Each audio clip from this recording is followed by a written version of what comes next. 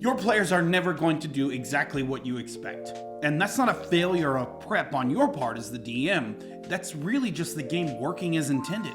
So the question isn't how do I plan for everything, but it's how do I respond when the plan explodes. So today we're breaking down improv tips that will hopefully carry you through any unexpected moments at your table.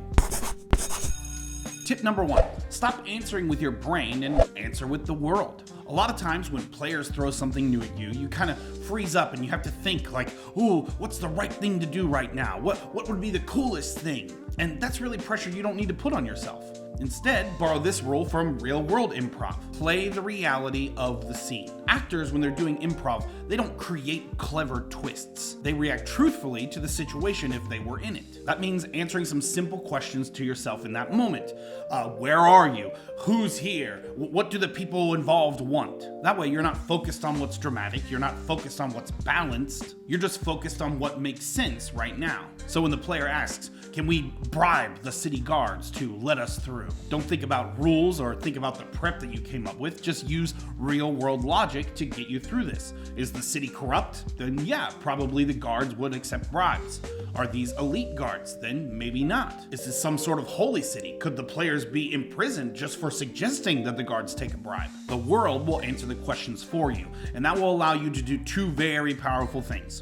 You can make faster decisions, and in future times when you're improving, the world will remain consistent based on you using the world to answer all your improv questions. Consistency beats cleverness every single time. Tip number 2, let NPC motivation do the heavy lifting. Here's another improv truth. Characters don't act randomly, they pursue goals. When you're improving, you don't even need a big full NPC backstory. You just have to ask yourself one question. What does this person want right now? The bartender wants the trouble to stop. The guard just wants to go home from his shift. Now, when the players do something unexpected, you don't have to panic. You just ask, does this help the NPC get what they want or hurt the NPC from getting what they want? And that's your answer for how they should react. Tip number 3, yes and isn't about being nice. The most misunderstood improv rule of all time is the yes and. Yes and has never been about letting the players do whatever they want. When you're talking about yes and in a theater setting, yes and is only stipulating that you accept the reality that's been given and then build upon it.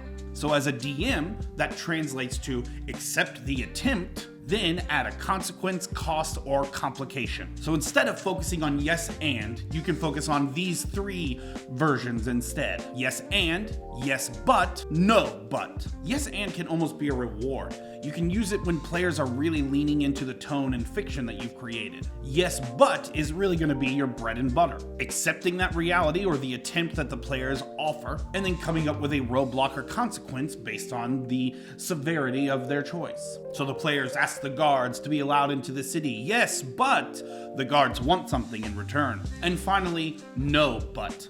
A lot of times the tips that DMs get is, well, never tell your players no. You're allowed to do that. No but is all about not shutting down play, but redirecting it instead. No, you cannot intimidate the dragon, but you realize there may be something else he's afraid of. This allows you as the DM, instead of stopping play altogether, to give the players a hint at a direction that they could take the scene in. DM improv isn't about being fast or funny. It's about trusting the world, letting motivations drive decisions, and treating player input as fuel, not friction. So if you can answer questions with the world and respond with yes, but, you'll never feel stuck again. Did you find any of these tips helpful? Also, let me know any improv tips that you have. And as always, from us here at the RPG Academy, if you're having fun, you're doing it right. Thanks for watching.